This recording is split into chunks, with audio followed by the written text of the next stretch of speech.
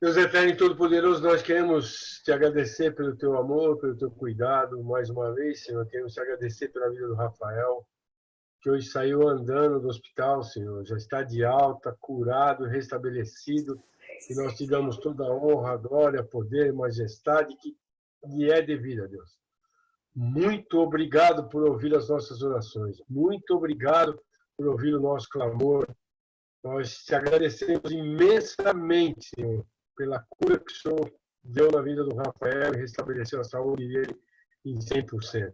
Recebe tudo agora que nós vamos fazer para a tua honra e glória, manifestando o teu poder entre nós, Senhor. E queremos te agradecer e oramos certos de todas as coisas que estamos fazendo, Senhor, porque somos dirigidos pelo teu Santo Espírito e oramos no nome que é sobre todo nome, no nome de Jesus Cristo, Pai.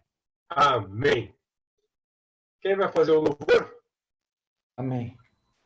Ô, Johnny, glória a Deus.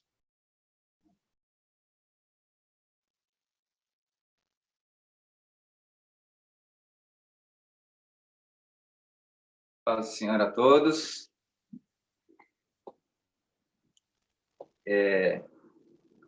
Hoje a gente está ainda mais feliz do que na semana passada com as notícias sobre o Rafael. E eu acabei lembrando de um outro louvor para a gente dançar também, ainda que cada um no seu quadradinho. É o louvor Tu És Bom, do Vineyard Brasil.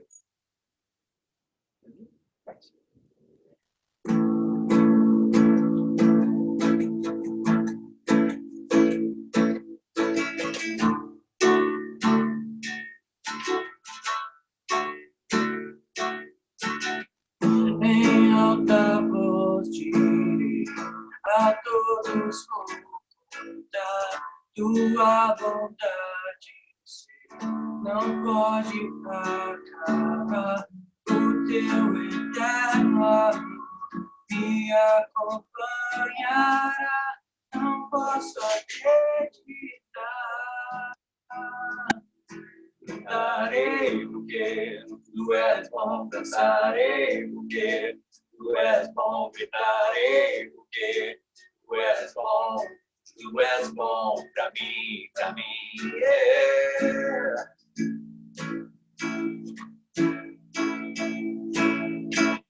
E mesmo quando estou em meio à escuridão, o teu amor e luz me acende o coração. Incomparável Deus, não me abandonará, não posso acreditar. Cantarei porque tu és bom, dançarei porque tu és bom, gritarei porque tu és bom pra mim, cantarei porque tu és bom, dançarei porque tu és bom, gritarei porque tu és bom pra mim, yeah. Com meu coração eu proclamarei que tu és bom, na tribulação eu me lembrarei que tu és bom, com meu coração eu proclamarei que tu és bom, na tribulação eu me lembrarei que tu és bom,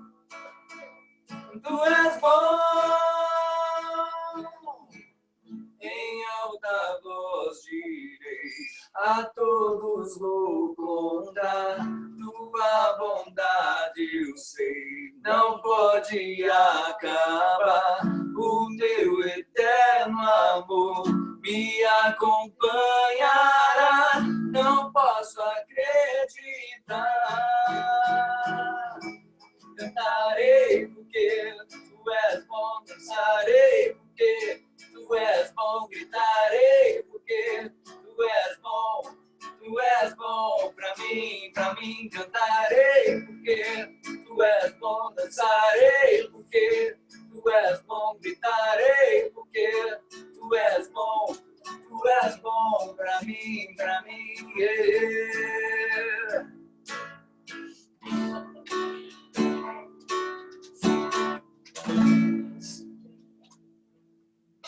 Senhor, Tu és bom, Tu és maravilhoso e somos gratos a Ti, ó Deus, pelas boas notícias de hoje, Senhor. Nós estamos na Tua presença e Te convidamos, Senhor, ó Senhor Jesus, ó Espírito Santo, nesse lugar, ainda que através da internet, Senhor, que a nossa voz, nosso pensamento, a nossa imagem, Senhor, seja levada, Senhor, não por nós, mas para que a Tua palavra alcance cada uma dessas casas. Oh, Senhor Espírito Santo, Senhor Jesus, Senhor Deus Todo-Poderoso, seja bem-vindo no meio de nós. Nós queremos Te ver, nós queremos Te ouvir, nós queremos Te sentir. Oh, Senhor, louvamos a Ti. Abra os olhos do nosso coração, ó Deus. Abra os olhos do meu coração.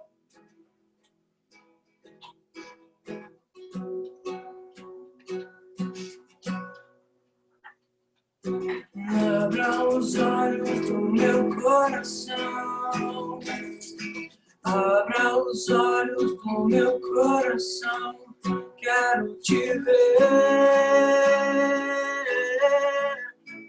Quero Te ver, Senhor. Abra os olhos do meu coração. Abra os olhos do meu coração. Quero Te ver. Quero Te ver, Senhor. Exaltado e bem alto, brilhando a luz da Tua glória. Derramo Teu amor e poder, pois Tu és santo, santo, santo. Santo, santo, santo. Santo, santo, santo. Santo, santo, santo. Quero Te ver. Santo, santo, santo. Santo, santo, santo. Santo, santo, santo. Quero Te ver. Quero Te ver. Quero Te ver. Quero Te tocar. Quero Te abraçar. Quero Te ver. Quero Te ver. Quero Te ver. Quero Te tocar. Quero Te abraçar. Quero Te ver. Exaltado e bem alto, brilhando a luz da Tua glória. Derramo Teu amor e poder, pois Tu és santo, santo, santo. Exaltado e bem alto, brilhando a luz da Tua glória. Derramo Teu amor e poder, pois Tu és santo, santo, santo. Santo, santo, santo. Santo, santo, santo. Santo, santo, santo. Quero Te ver. Santo, santo. Santo, Santo, Santo, Santo,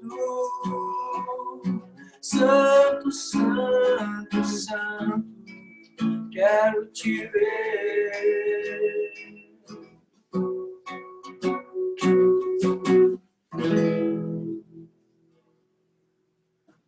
Louvado seja o Senhor Jesus Cristo.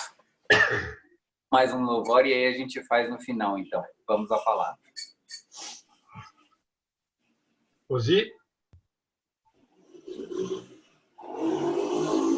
Olá, a paz do Senhor a todos. Espero que hoje tudo funcione.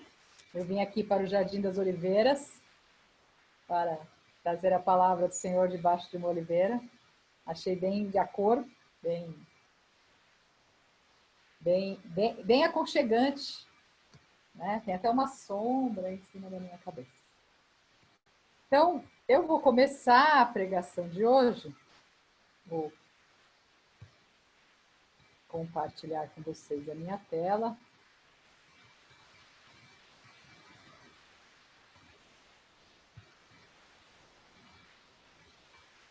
Todo mundo vendo? O tema de hoje eu vou falar sobre obediência. Mas nós vamos avançar aí a respeito desse tema. Para começar, eu vou lembrar o texto que eu preguei da outra vez. 1 Reis 17, de 1 a 6. E o texto diz o seguinte: Então Elias, o tesbita, dos moradores de Gileade, disse a Acabe: Tão certo como vive o Senhor, Deus de Israel, perante cuja face estou, nem orvalho, nem chuva haverá nesses anos, segundo a minha palavra. Veio-lhe a palavra do Senhor dizendo, a palavra de Deus para ele, né? Retira-te daqui, vai para o lado oriental e esconde-se junto à torrente de Querite, fronteira ao Jordão. Beberás da torrente e ordenei aos corvos que ali mesmo te sustentem. Foi, pois, e fez segundo a palavra do Senhor. Retirou-se e habitou junto à torrente de Querite, fronteira ao Jordão. Os corvos lhe traziam pela manhã pão e carne, como também pão e carne ao anoitecer, e bebia da torrente. Mas, passados dias, a torrente secou, porque não chovia sobre a terra. Amém? Senhor, eu quero te pedir a tua guarda e proteção. Tira completamente, Senhor, de mim o tremor e esse aperto no coração, que todas as vezes, Senhor, nos faz tremer e temer diante de ti. Que a minha voz, Senhor, leve a tua voz. Que não seja eu, Senhor, mas que seja o Senhor a dizer exatamente aquilo que o Senhor quer dizer. Tudo aquilo que o Senhor colocou no meu coração, Senhor, que eu possa falar com tranquilidade e paz. Que as pessoas possam compreender e que a tua palavra faça efeito em nossas vidas, Senhor. Que ela faça o efeito a qual ela se destina, Senhor. Nós te pedimos a tua bênção, em nome de Jesus. Amém. Da última vez que eu estive aqui, nós falamos sobre esse texto. E eu quero lembrar algumas coisas que eu falei. Eu falei que estava dividido o reino, que Judá era reino do sul, cuja capital era Jerusalém, que Israel era o reino do norte, cuja capital era Samaria, que o Acabe, que era esse rei que estava aí, era mau, casado com a Jezabel, que era pior ainda, e que eles adoravam um deus Baal, e que esse Baal, para eles, era o rei da fertilidade, das águas. E aí surge Elias, que aparece de repente, a Bíblia diz que ele era tisbita, e não dá nada da genealogia dele, né? E às vezes estudando, alguns consideram que ele poderia nem ser, ele poderia ser descendente de Ismael, e que isso seria uma vergonha para o povo de Israel mesmo, que estaria totalmente desviado. O nome Elias quer dizer o Senhor é meu Deus, o Jeová é meu Deus. E ele entrando na presença diante daquele rei, que era rei de Israel e que não estava mais servindo ao Senhor, era um homem corajoso. Ele surge na história, sem ninguém dar a genealogia dele, como um profeta daquela época entra na presença desse rei mau e fala, dá a profecia, olha, está acontecendo isso, vocês vão ficar sem chuva, sem orvalho, sem nada. E ele profetiza anos de seca. Ele sai, vai embora, vai para um lugar reservado que Deus manda ele ir, e lá ele é alimentado por corvos com carne e pão. Ele faz uma retirada estratégica, nós conversamos que às vezes, diante de uma situação, Deus não nos manda ir para o combate, para a briga, nos manda simplesmente sair daquela situação. E foi o que Deus mandou Elias fazer. Eu pedi para vocês entrarem na história e sentirem que coisa terrível deve ser um homem entrar na presença de um rei mau que mandava matar todo mundo e profetizar o que ele profetizou. Ele obedece a Deus, faz a retirada, e nesse lugar que ele fica, eu disse, ele nunca esteve só. Então, diante da nossa situação aqui dentro de casa, alguns de nós estão sozinhos em suas casas, nem tem tanta gente assim em casa. A gente precisa ter isso no nosso coração, que nós nunca estamos sozinhos. Deus sempre está conosco. Deus não se esqueceu dele e dava ordem aos corvos para levar carne e pão para ele, e ele bebia do riacho, e quando a água acabou, Deus continua cuidando dele e manda ele para outro lugar. Quando Deus, às vezes, manda nos fazer uma retirada, assim, e todo esse tempo que nós temos vivido, talvez tudo que a gente tenha vivido, seja para que a gente tenha esse tempo e ouça com mais clareza a voz do Senhor em nossas vidas. Nós temos nos aproximado dele. Nós temos feito coisas que a gente não fazia. Que era esse tempo, todos os dias a gente tem parado e ouvido a palavra do Senhor. Muitos de nós, cada dia tem que estudar e tem que buscar e tem que entregar a palavra do Senhor. Não há maiores e menores, nós todos estamos fazendo a mesma coisa. Todos estamos compartilhando o que Deus tem nos dito. Eu terminei dizendo da outra vez que Deus pode ter preparado toda essa jornada silenciosa para que a voz dele fique clara em nossas vidas. O final da história, né, que era o outro versículo que estava lá no final, eu falo como que depois que ele faz essa profecia e que aí ele já vai chover, né? Ele passa tudo, ele corre 38 quilômetros na frente do carro do rei, né? E eu relacionei isso assim o tempo que ele passou com Deus, né? O tempo que ele esteve em contato com Deus, que ele falou com Deus, em que a voz de Deus foi clara para ele, foi um tempo de preparo em que ele foi cheio do Espírito Santo. E que uma força sobrenatural move a vida dele. Depois disso depois dessa história, tem a história dos profetas de Baal, tal. Mas é uma história interessante você pensar na coragem de um homem. Isso foi o que nós falamos da última vez. E eu deixei como para a gente meditar, que a gente não está sozinho e que o tempo em que Deus nos coloca numa situação diferente, que a gente se afasta para não ficar doente, que a gente está guardado, a gente não está encarando a vida aí falando que isso é só uma gripezinha, não, a gente está se protegendo por ordem, né? Porque a gente entende que essa é a correta conduta, mas é um tempo em que Deus fala conosco, em que nós temos visto maravilhas, né? A gente, quando acabar isso, tocar, pensar no que o Rafael passou para nós, é muito bom, faz muito bem para o nosso espírito ver o milagre acontecer. E eu vou dizer para você que ontem a gente, nas pregações, a gente ouviu uma coisa, que existem coisas que acho que foi o Ricardo que falou, coisas que a gente não vê, mas que também estão acontecendo. Então, nessa história do Rafael, tantas pessoas foram tocadas, tantas pessoas. Deus resgatou gente que estava afastada dele. Deus fez essas pessoas orarem. Deus moveu o coração de um monte de gente. E eu brinquei lá, falei assim, às vezes a gente vai chegar no céu E Deus vai falar assim, ah, aquela história do Rafael? Ah, é verdade. Mas o Rafael só foi um instrumento meu. Eu queria mesmo era falar com aquele médico lá, Sidney, que era o chefe da UTI. E ele viu o meu poder. Nós não sabemos quais são os propósitos de Deus.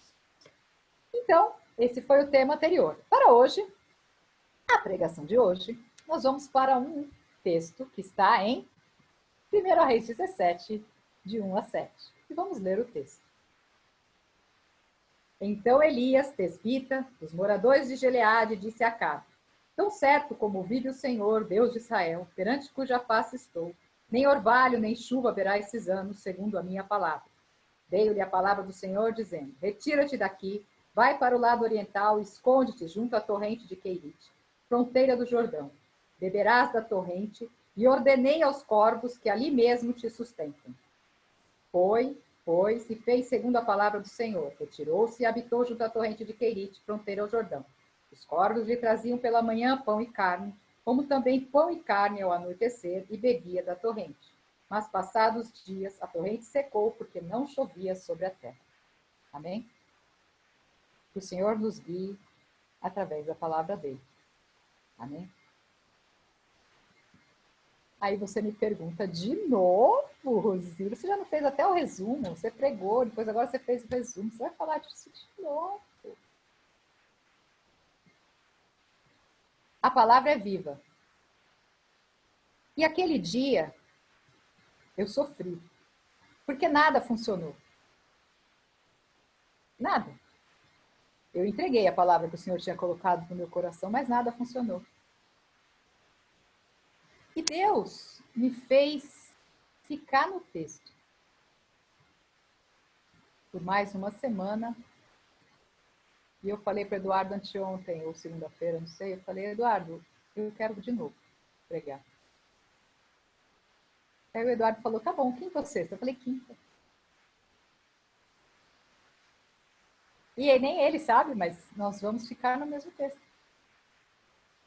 Por quê? Eu resolvi permanecer nesse texto porque muitas perguntas foram surgindo no meu coração, lendo os mesmos 7 versículos. Muitas coisas foram surgindo no meu coração. E eu resolvi compartilhar com vocês tudo que Deus continuou falando comigo a respeito desse texto. A pergunta primeira foi: por que afinal o Elias precisou se esconder? Se ele estava a comando do Senhor. Se ele surgiu de repente, mas ele já devia viver por lá e o Acabe já devia saber quem ele era. E algumas coisas foram surgindo. Primeiro, porque Deus mandou. Ele não foi embora para outro lugar porque ele ficou com medo. Ele não foi embora por nada. Ele foi embora porque Deus mandou. O versículo é claro. Veio a palavra do Senhor dizendo: sai daqui e vai para o lado oriental e esconde-te junto à torrente de Queirite. Ele foi porque Deus mandou. E aí, a gente fica pensando assim: muito bem, primeiro a gente obedece, depois a gente faz perguntas. Elias não questionou. Você concorda comigo que se ele foi lá, é porque Deus encheu o coração dele de coragem para ele ir lá e dar o recado? Ele foi. Então, ele não teria medo. Ele estava sob comando de Deus. Se tivesse que morrer, ele ia morrer, porque Deus mandou. Ele lá, ele foi. Mas ele foi embora porque Deus mandou. E foi sem questões. Porque Deus mandou. Outra pergunta. Por que é que Deus mandou ele se esconder? Aí, estudando e meditando, algumas coisas foram surgindo. Por quê? Deus mandou ele se esconder. A palavra do texto é essa. Ele fala assim: esconde-te junto à torrente. Deus manda ele se esconder. Outra pergunta, para quem isso ia servir? Ele mandou ele se esconder, tá bom, ele não ia ser morto, mas para que isso ia servir? O quê? Qual era o sentido de tudo isso? Ir lá, falar para o rei aquilo, e depois dar linha e deixar o povo lá? Bom, primeira coisa, Acabe era ruim e já estava sabendo quem era o Elias. Com certeza Elias já estava por ali, não era uma pessoa que ninguém soubesse quem era, né? Então, provavelmente quando ele fala o que vai acontecer, Acabe, que adorava outro Deus e que era um rei mau, nem leva a sério ele. Provavelmente não tenha levado a sério. Então ele poderia sair daquela sala e ir embora com tudo aquilo que ele tinha dito, mesmo que o Acabe não quisesse matar. Uma razão.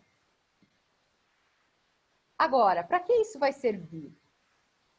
Aquele povo servia a um Deus que era reconhecido por eles como dominador das águas. Então, Deus separa o seu filho, o obediente da história, o que obedece ao comando de Deus e cuida dele. Leva ele para um lugar afastado e, enquanto os desobedientes sofriam com a seca, o obediente estava guardado e cuidado por Deus. Deus deixa claro que a razão da seca não era uma maldição, era consequência do pecado e do afastamento deles, era consequência da desobediência daquele povo que estava servindo a outro Deus. E Deus deixa claro que de quem era obediente, do Elias, ele iria cuidar. E cuida. Carne, pão e água. Enquanto todo mundo passava puro, Elias estava cuidado.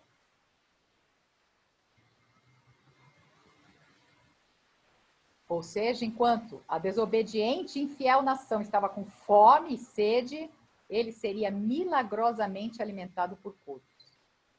O obediente, o que não fez questões, foi lá, deu o recado dele, ouviu a voz de Deus, obedeceu, porque Deus mandou, ele sai de lá, ele é cuidado pelo Senhor o tempo todo. Eles ficaram anos sem água.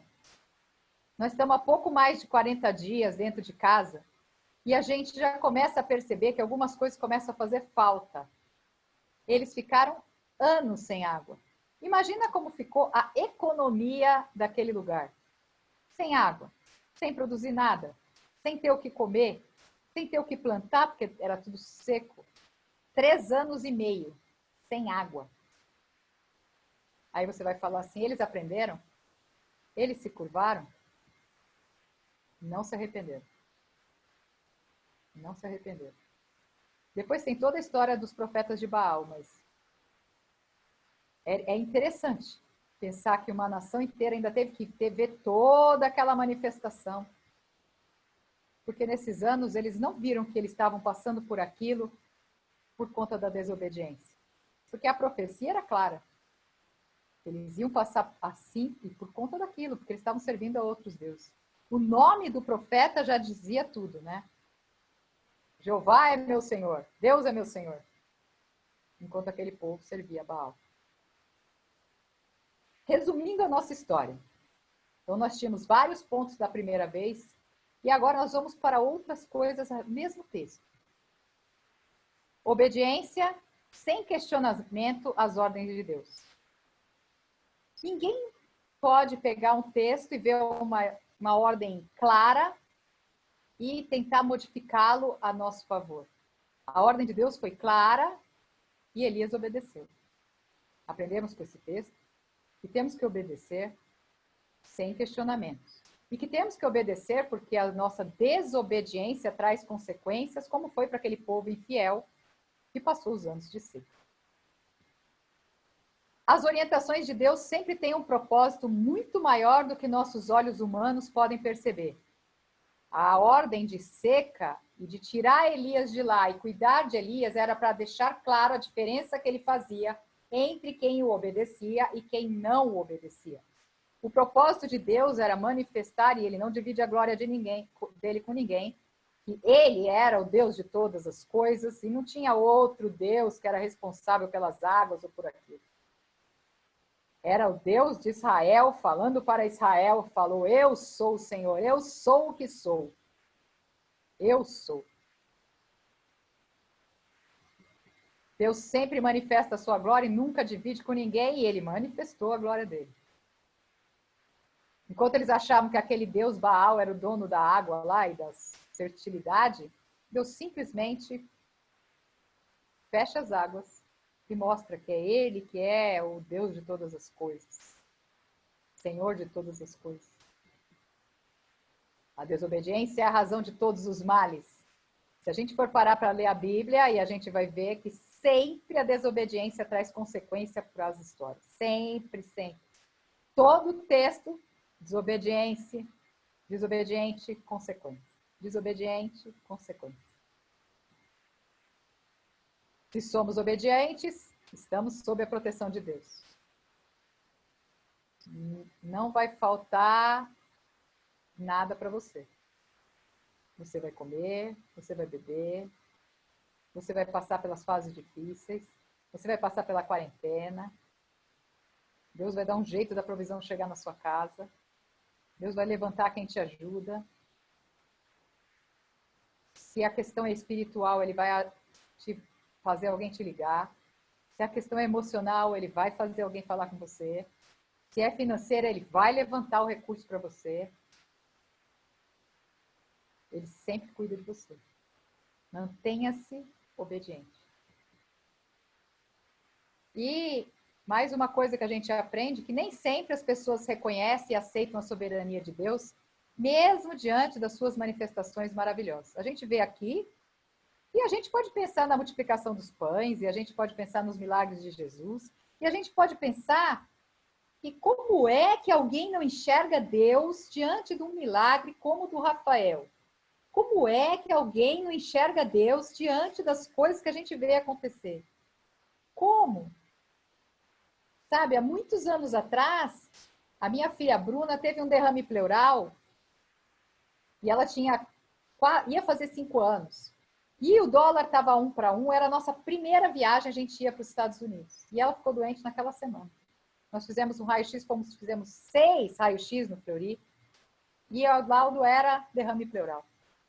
Nós entramos no carro e o Eduardo olhou para mim e falou assim: Rosi, Deus deu toda a condição para a gente viajar. Daqui 10 dias a gente está no avião, como é que nós vamos... Derrame pleural, vai ter que funcionar o tórax da menina, vai ter que drenar esse líquido que está aí. Eu não aceito isso. Isso é ataque. E nós estávamos no carro, no Fleury, que era lá perto ali da Vila Mariana. Estávamos voltando e o Eduardo orou. E nós oramos uma oração concordante juntos, com a Bruna no carro, e falamos: nosso Deus, nós cremos que foi o Senhor que nos deu as condições de ir. O Senhor nos deu as passagens, o Senhor nos deu o recurso, o Senhor abaixou o dólar. Senhor, cura a nossa filha. Cura a nossa filha. Tira esse líquido daí, deixa ela boa. A gente está com a viagem daqui 1 semana. E nós oramos, e oramos crendo como nunca. Naquele mesmo momento, ele tinha um primo que hoje já é falecido, e tinha um instituto de radiologia chamado Futura, aqui no Tatuapé. E nós fomos para lá direto. Saímos de um lugar e fomos para o outro. Chegamos lá, Maria Márcia, é o seguinte... Nós tiramos o raio-x, não mostramos o raio-x, mas falamos assim, para tirar o raio-x dela, como ele era primo do Eduardo, ele falou, tá bom. Aí ele fez mostrou, falou, tá tudo bem. Aí nós mostramos do Fleury. Aí ele olhou, e o do Fleury já era aqueles digitais, tecnológicos, né, high-tech. A Bruna tem 31 anos. Ela tinha 4, são 20 e tantos anos atrás. Aí ele tirou outro e falou, olha, eu até achei que podia ser um artefato, mas não tem nada. Aí nós pegamos aquele monte de raio-x, carro, pediatra. Pediatra é judeu. O pediatra colocou lá no negatoscópio colocou outro, botou a menina na mesa, auscultou a Bruna. Ela tá tossindo? Eu falei, não, agora não. Que dia você... Aí ele olhou as datas dos exames, que era tudo no mesmo dia. O que ele disse para nós? Existem coisas que acontecem entre o céu e a terra e eu não vou discutir. Boa viagem. Nada. Não tinha nada. Aí a gente deu testemunho disso na igreja. E assim, sim, a grande maioria reconhece o senhorio, mas tinha um amigo do Eduardo lá que estava testando Deus, nem assim, nem com o negócio. Nós entregamos as radiografias na mão do médico da igreja. Ele foi e falou, olha, não tem o que discutir. Tinha o derrame pleural às 10h40 da manhã e às 11h40 não tinha nada. E aí, mesmo assim, há os que não creem. Às vezes a gente sofre. A gente fala tanto de Jesus, das maravilhas dele. Mas é assim, tudo a seu tempo. A gente segue orando pelas pessoas para que o Senhor trabalhe esses corações e que todos possam receber a boa semente no solo fértil. Muitas coisas. Um único texto. Aí, fiquei pensando, 7 versículos, fiquei meditando. Olha a foto que eu pus aí. Aí, quando eu falei assim, fiquei ali meditando nesse texto, veio uma perguntinha na minha cabeça. Crente pode meditar? O que você acha? Meditar. Aí eu fui para o dicionário. O que é meditar? Você sabe o que é meditar? A meditação pode ser definida como uma prática na qual o indivíduo utiliza técnicas para focar sua mente no objeto, pensamento ou atividade em particular, visando alcançar um estado de clareza mental e emocional. Falou. Continuei com a pergunta. Crente pode meditar? Vamos ver se você acerta a alternativa. Alternativa A. Sim. Na meditação, a pessoa procura esvaziar completamente a mente, apagando sua identidade individual. A meditação ajuda a pessoa, libertando-o de todas as preocupações terrestres. Isso permite um conhecimento mais profundo das coisas de Deus. Será essa a alternativa porque a gente pode meditar? Alternativa B. Sim, podemos meditar. Meditar é refletir com calma, pensando no significado calmamente, sem distrações, acima de toda a correria do cotidiano. Isso permite um conhecimento mais profundo das coisas de Deus. Será isso que é meditar? Nem pensar, crente, meditar. Meditar é prática oriental e é pecado, não pode meditar. Alternativa D. Não. Meditar é modismo. É que nem mindfulness, é que coaching, é coisa da moda. Então, ninguém pode meditar. Qual você acha que é a alternativa certa? Levante a mão. Vou abrir aqui. Quem acha que é a alternativa A? Quem acha que é a alternativa B? Quem acha que é a alternativa C? Quem acha que é a alternativa D? Tem alguém que é nenhuma das anteriores? Tem gente que não votou em nada. Aí fiquei pensando, volta a pergunta. Crente pode meditar? A resposta é deve. Porque a palavra de Deus diz o seguinte: não deixe de falar as palavras deste livro da lei e de meditar nelas de dia e de noite, para que você cumpra fielmente tudo que nele está escrito. Só então os seus caminhos prosperarão e você será bem-sucedido. Josué 1:8. Ele fala o quê? Que é para você meditar nelas, para você aprender direitinho a palavra de Deus, cumprir tudo o que ela diz, porque aí você é obediente e aí os seus caminhos prosperarão. Mais um versículo. Como eu amo a tua lei, medito nela o dia inteiro. Salmo 119, 97. Medito na palavra do Senhor, porque amo a palavra do Senhor. Próximo versículo. Como é feliz aquele que não segue o conselho dos ímpios, não imita a conduta dos pecadores, nem se assenta na roda dos zombadores. Ao contrário, sua satisfação está na lei do Senhor e nessa lei medita dia e noite.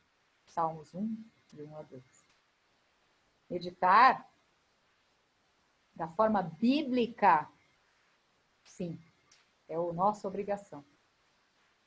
Por que eu fiquei pensando nisso? Porque às vezes a gente perde a riqueza da palavra trazida, porque a gente ouve naquele momento e a gente não anota nada e a gente não para meditar naquilo que foi pregado. E a palavra de Deus ordena que a gente medite na palavra dele. Não adianta eu passar rápido por um monte de texto. Eu vou voltar nas alternativas. Meditar na palavra de Deus não é esvaziar a mente. Não é ficar lá, fazendo nada disso, não. Meditar na palavra de Deus é pensar naquilo que Deus está falando. A nossa mente vai se encher. Então, a alternativa A está errada. Porque não é esvaziar a mente, porque a cabeça vazia é a oficina do diabo, não de Deus. A nossa mente, o nosso coração tem que estar cheio das coisas do Senhor. A alternativa C não é porque meditar, o texto, na realidade, era tudo oriental. E a palavra meditar veio de uma informação. Só que a meditação oriental hoje em dia é esse negócio do esvaziar a mente. Para que a gente se conecte com o espírito do mundo, sei lá. Não é para a gente se conectar com espírito nenhum que não seja o Espírito Santo de Deus. Meditar é modismo. Não é modismo. Meditar é pensar em algo, refletir em algo. Meditar é refletir com calma. Então, pegar o texto e quando eu acabei, eu falei, Deus tem mais coisas nesse texto.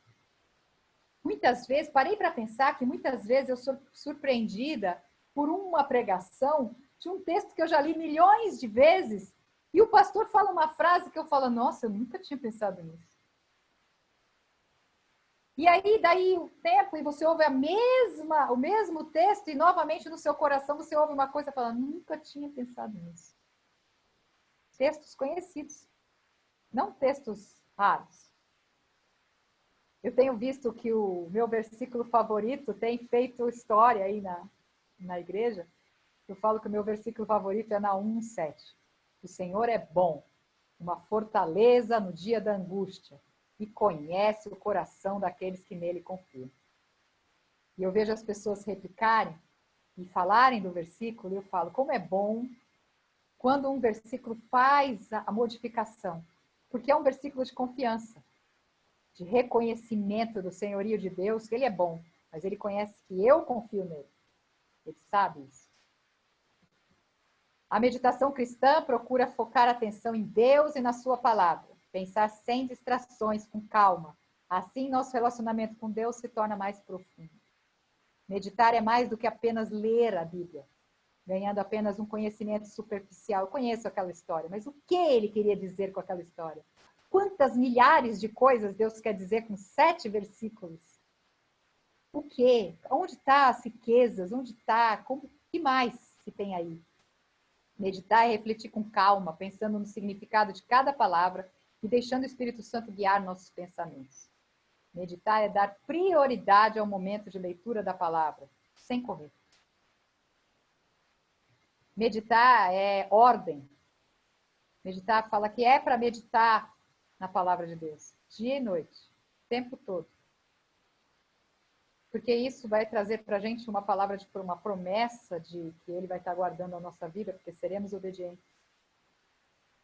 Nesses tempos de pandemia e quarentena, seu celular te avisa quanto tempo você tem usado ele? Qual é a sua média diária? Isso te assusta? Eu me assustei. Eu me assustei e me dei uma desculpa. Porque como não é sempre que meu computador funciona e eu trabalho online, às vezes eu fico no celular. Mas comparado com a época que eu estava trabalhando, é muita coisa. Cadê o tempo de meditação na palavra? Esse aviso do celular, de quanto tempo a gente está no celular, é assustador.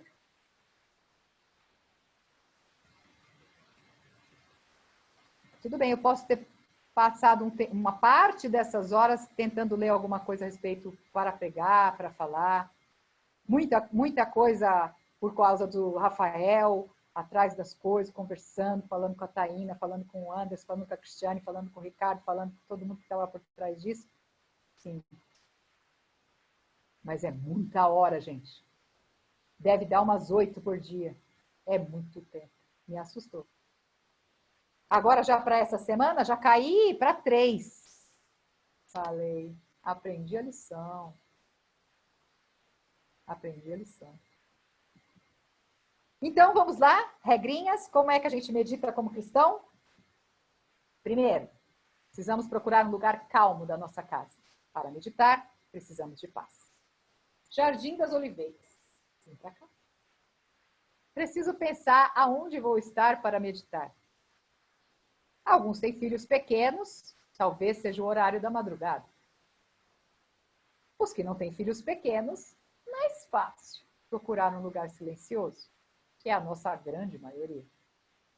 Para meditar, nós precisamos orar. Orar antes de começar a meditar na palavra do Senhor. Porque nós precisamos, eu usei a palavra essa mesmo, paciência. Porque se a gente for apressado e a gente falar, não estou entendendo nada, não estou entendendo nada, não estou entendendo nada, a gente para e vai embora.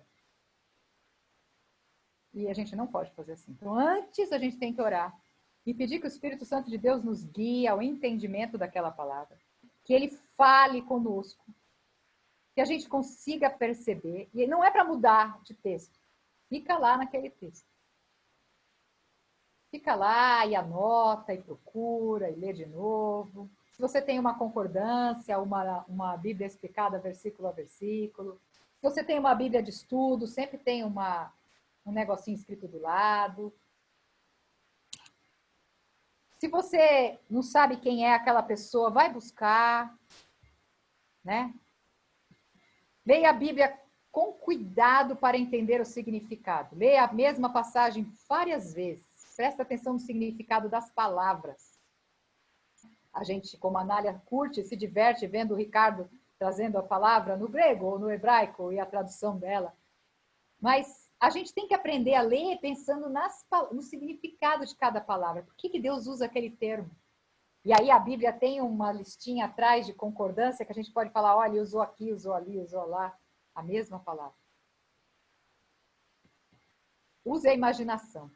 Eu falei, quando eu li a primeira vez, para a gente falar assim, imagina que você é o Elias, e que você recebeu uma ordem de Deus para entrar na frente do cara mais ruim da terra, o Acabe, marido da Jezabel, e que você tinha que falar para ele que ia ter seca por anos. Se imagina na situação. Imagina o que os personagens estão sentindo. Tenta estudar a história daquela época e ver como é que vai ser, como é que é aquilo. Sinta o momento. Para compreender mesmo. Compreender é fazer aquilo transformar a sua conduta. Compreender o conhecimento tem que entrar em você. Procure aplicação. Assim um pastor prega, não é? Ele fala, explica o texto, faz uma aplicação. Assim você tem que meditar na palavra. Você para, com calma, ora para Deus te dar o discernimento, lê várias vezes o texto e tenta trazer aquilo para a sua vida. O que eu aprendi? O que eu aprendi com o texto de Reis? Eu aprendi que eu tenho que obedecer a Deus sem fazer perguntas. Eu aprendi que se Deus manda ficar, eu fico. Se Deus manda eu ir, eu vou. Eu aprendi que se eu sou obediente, Deus cuida de mim. E eu vou confiar nisso. Eu aprendi que quando eu gasto um tempo separado com Deus, Deus enche o meu espírito e me dá força para correr 38 quilômetros. Eu aprendi. Eu aprendi muitas coisas com um texto de 7 versículos. Eu aprendi que o desobediente acaba mal.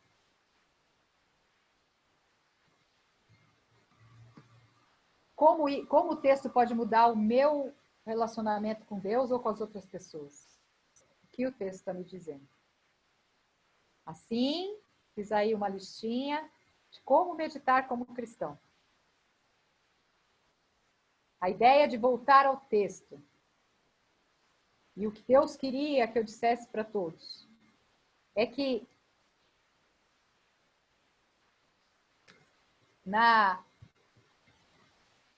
a gente tem que prestar atenção no que é pregado e passar de hoje até amanhã meditando no que foi pregado no dia anterior. Nós estamos vivendo dias riquíssimos, riquíssimos. Que o Senhor tem falado conosco todas as noites. Quantos por cento nós temos aproveitado? Um dia eu perguntei assim, tem alguém que tem anotado todos os textos? Nós sabemos. Nós vamos contar a nossa história. As mulheres estão fazendo um livro das receitas. Estão guardando as fotos, estão pegando as receitas, versículo de cada receita. A nossa ideia é um livro. E aqui? Nós teremos um livro? Um livro das memórias da quarentena do Anália Franco. Os pregadores, seus textos, o que eles disseram. Como isso modificou a nossa vida. Quais as riquezas desse período. O que cada um trouxe. Todos os pregadores. Todos. Todos estamos sendo usados por Deus. Vários. Vários. Podemos ter, se demorar, pode ser a igreja toda. Cada dia um, cada dia um, cada dia um. Que a gente possa escrever a nossa história. Que a gente não se esqueça do que o anterior ministrou. Que a gente possa fazer referência à palavra do dia anterior. E a próxima continua a história. E a história continua. E a história continua. Afinal, estamos falando da nossa história. Porque nós estamos nesse livro aí. A Bíblia. Continuando Atos. Seguindo aí a multiplicação da palavra de Deus. A próxima pregação deve ser minha, deve ser sobre 1 Reis 17, de 1 a 7. Será que tem mais coisa? Ah, deve ter. Deve ter. Deve ter. Deve ter. Deve ter muita coisa. Um texto. 7 versículos. Quanta coisa Deus quer dizer pra gente. Que a gente possa encher sempre o nosso coração.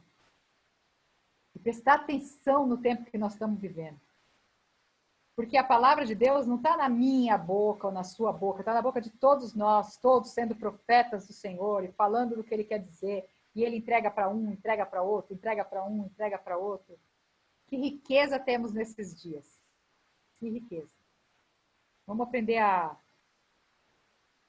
olhar o celular lá e falar assim, eu estou gastando tempo precioso vendo a mesma notícia? Então vamos... Queria orar por isso. Falei que o nome da pregação era obediência. Obediência às ordens de Deus. Obediência à palavra dele. Obediência à ordem que ele deu da gente meditar nas coisas dele dia e noite. E nós temos tido dias ricos. Mas eu tenho gastado, agora não, mas eu gastei já 8 horas por dia no celular. Vendo o quê? Se metade pode ser eu assistir aula de ginástica, sei lá, que aí eu levo o celular, que é mais fácil. Aula. Mas deve ter muito tempo pago, porque eu consegui, depois que eu me assustei, eu baixei para 3. Então vamos aproveitar o nosso tempo, um tempo de qualidade, meditando nas coisas do Senhor e aprendendo mais dele. Meditando no que foi dito no dia anterior. E talvez que o próximo possa fazer menção do quem foi o dia anterior, e o outro no do outro, e o outro no do outro, e o outro no do outro. E assim a gente caminha, sem esquecer nada do que Deus disse todos esses dias. Amém? Vamos meditar, mas do nosso modo. Assim, Bíblia e oração. não orientalmente. Amém? Que Deus nos abençoe. Eu queria orar, vou sair daqui.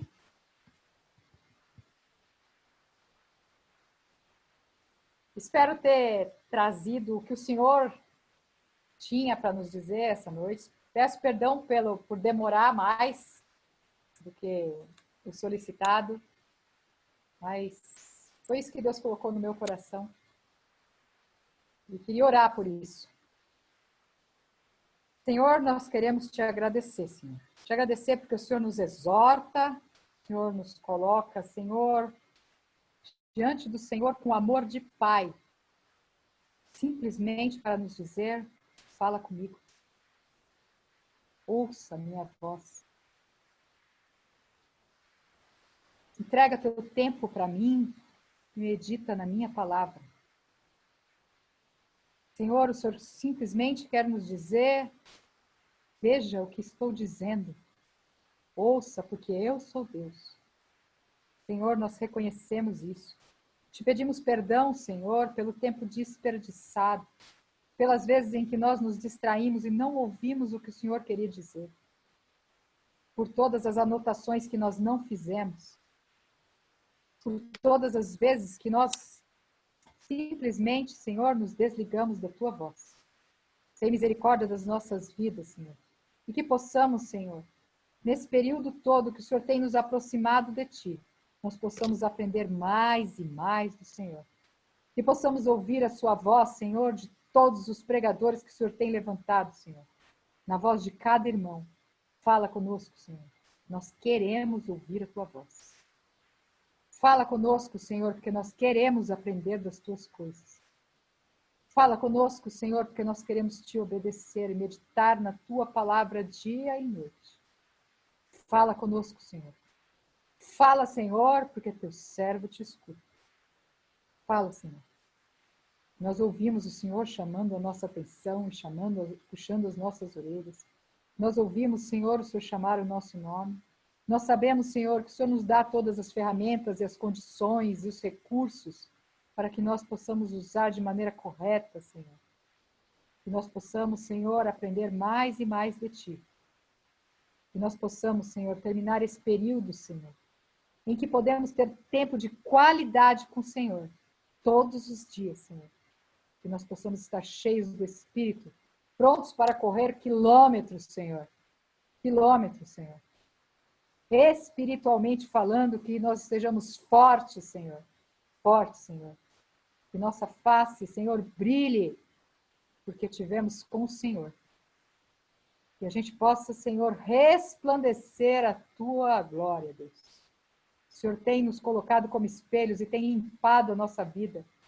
Tem tirado de nós, Senhor, e tem falado de nós para nós tudo que nós precisamos aprender. Que nós ouçamos isso, Senhor. Ajuda-nos, Senhor. Tira, Senhor, toda a distração. Tira tudo que não te pertence. Que nós possamos sempre, Senhor, aprender mais e mais. Nós queremos a Tua presença em nossa vida. Nós precisamos do Senhor. Nós te amamos, Senhor Jesus, porque o Senhor nos amou primeiro. Nós te agradecemos por essa noite, por isso, pela Tua palavra. Que a Tua palavra, Senhor, mesmo que eu não tenha dito como o Senhor esperava, Senhor, mas que a Tua palavra vá, Senhor, e faça o efeito no coração de todos como o Senhor quer, Senhor. Cuida de cada um de nós, Senhor. Abraça-nos, Senhor. Nós confiamos em Ti. Nós confiamos em Ti. Nós te amamos, Senhor. E nós te agradecemos por tudo. No nome de Jesus Cristo, nosso Senhor e Salvador. Amém.